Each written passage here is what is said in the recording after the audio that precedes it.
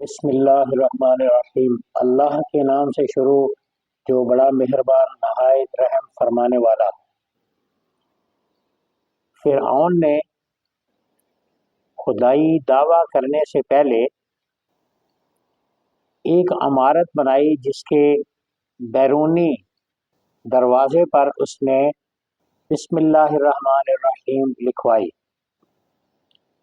جب حضرت موسیٰ علیہ السلام اس کے پاس دعوت توحید لے کر پہنچے، خدا تعالیٰ کے پیغامات لے کر پہنچے، تو فرعون نے انکار کر دیا۔ حضرت موسیٰ علیہ السلام کو بہت ستایا فرعون نے، بڑی تکلیفیں دیں، حتیٰ کہ آپ کی پیدائش سے پہلے اس نے 50,000 بچے قتل کروائے کہ موسیٰ پیدا نہ ہوں، لیکن اللہ کی قدرت اور قوت وہ تمام پر حاوی اور محیط ہے۔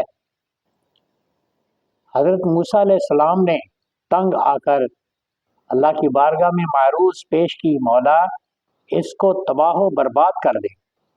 اللہ سبحانہ و تعالی نے ارشاد فرمایا، میرے پیارے کلیم یہ اسی لائق ہے کہ اسے تباہ کر دیا جائے، ہلاک کر دیا جائے، لیکن اس کے محل جہاں یہ رہتا ہے اس کے باہر بسم اللہ الرحمن الرحیم میرا نام لکھا ہوا ہے، اس لیے اس کی وجہ سے اس کو یہاں تباہ نہیں کروں گا، اور جہاں یہ میرا نام نہ ہوگا وہاں اس کو برباد کر دوں گا، ہلاک کر دوں گا۔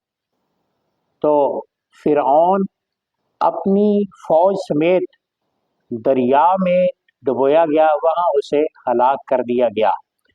تو اس بات سے یہ معلوم ہوا کہ اللہ تعالیٰ کا نام اگر کوئی کافر بھی لے تو محروم نہیں رہتا، تو جو مومن اپنے دل میں اللہ کا نام بسا لے، اللہ تعالیٰ کا نام اپنی زبان پر لے آئے، اپنے معمولات میں اللہ کا نام لے، اچھا کام شروع کرنے سے پہلے بسم اللہ الرحمن الرحیم، تو اس کے کام میں کتنی بڑی برکت ہوگی۔